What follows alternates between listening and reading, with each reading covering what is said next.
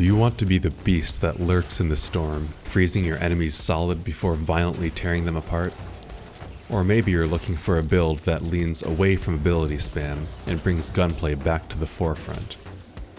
What is going on, Guardians? Dorvrich here, and in this video I will be showcasing a high damage endgame Revenant build that'll have our weapons hitting ridiculously hard with an over 100% damage buff, on top of providing excellent crowd control through infinite Duskfield grenades. In the background you're seeing some solo Master Nightfall gameplay 15 power underlevel, and these enemies stand no chance. They're permanently frozen in our infinite Duskfields while we shred through them. This build is excellent in a team since everyone benefits from our Duskfields rendering enemies helpless, and we're not overly reliant on a precise gameplay loop either. And as usual, we are using no artifact mods except for champion stuns, so this build will withstand the test of time. Now let's get to the build explanation. The centerpiece of this build is the recently buffed Stasis Fragment, Whisper of Rending. While it used to restrict us to kinetic primaries, Whisper of Rending now gives any primary weapon a massive 43% damage buff against frozen targets.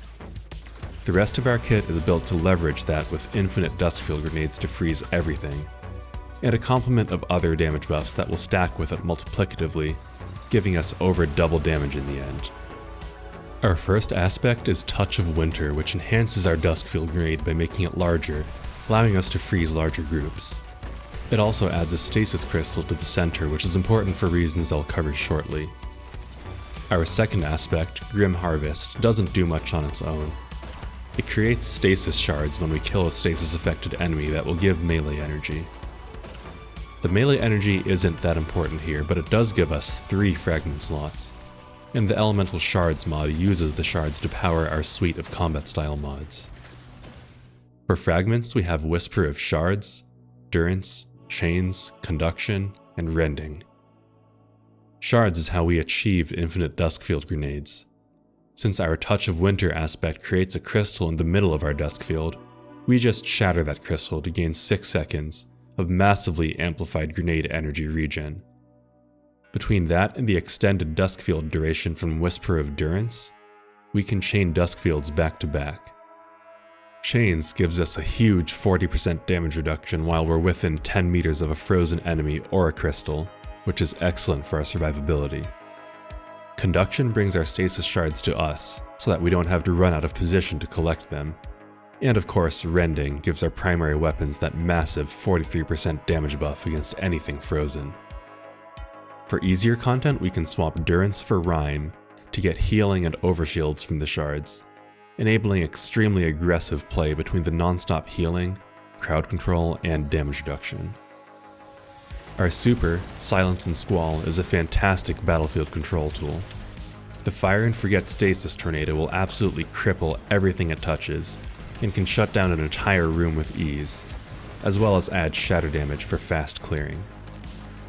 Our exotic armor piece of choice is Mask of Bakris, which enhances our dodge with a 2-part damage buff for 10 seconds, 10% to anything affected by stasis, and another 10% to our arc weapons. It also turns our dodge into a shift ability that takes us further and faster, making it a much stronger repositioning tool than the default dodge. The downside is that our dodge cooldown will not start until the damage buff ends, effectively adding a flat 10 seconds to our dodge cooldown. But since our gameplay loop is not built around the dodge, this is a small price to pay for the additional damage and stronger repositioning ability offered by Mask of Bakris. For armor mods, stat-wise we're going for 100 resilience first, because 40% damage reduction is too strong not to use in endgame content, and it stacks with Whisper of Chains for a total of 64% damage reduction. Next is 100 Discipline to get those back-to-back Duskfields, and then as much mobility as possible for a shorter cooldown on our dodge. For combat style mods, we're on a hybrid Charged with Light and Elemental Well package. Elemental Shards makes our Stasis Shards count as Stasis Elemental Wells on a 5-second cooldown. Elemental Charge will turn those shards into 2 stacks of Charged with Light, while High Energy Fire is our payoff mod to convert our stacks into a 20% empowering buff for our weapons for even more damage on top of Whisper of Rending and Light Shift. consuming a stack on every weapon kill. 2 stacks every 5 seconds is unlikely to be enough, so we're also running supercharged to expand our maximum stacks from 2 to 4, and stacks on stacks to double the amount of charged with light stacks we get. So now every time we pick up a stasis shard, it'll give us 4 stacks of charged with light every 5 seconds, which is perfect for keeping high energy fire up nearly all the time. For weapon choice, there is lots of flexibility. While the additional bit of damage from using arc weapons with Mask of Bakris is nice, we can get more damage than that by following the burn if the activity has one.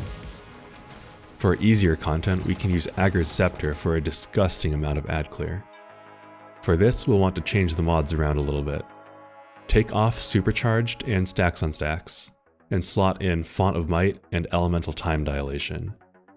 This will push the damage of Ager's Scepter through the roof, and it's an extremely comfy variant of the build to play in easier content where the enemies aren't spongy enough to run you out of trace rifle ammo. And there you have it, a Revenant build that will freeze enemies in their tracks and then shred them with some of the highest stacking gun damage buffs achievable in Destiny. I hope you all enjoyed the build and breakdown. Drop a like if you found this video helpful or entertaining, and if you want to see more endgame oriented builds like this one, consider subscribing to the channel. You can also find all my builds in a playlist, which I'll link in the description. You can find a dim link to the build in the description too, as well as a consolidated image of the build at the end of the video. If you have any questions, feel free to ask in the comments. I'll do my best to answer every question that comes my way. I will leave you now with some legendary campaign gameplay, so you can see how this build performs in a more relaxed setting. Thanks for watching, and I will see you in the next one, Guardians.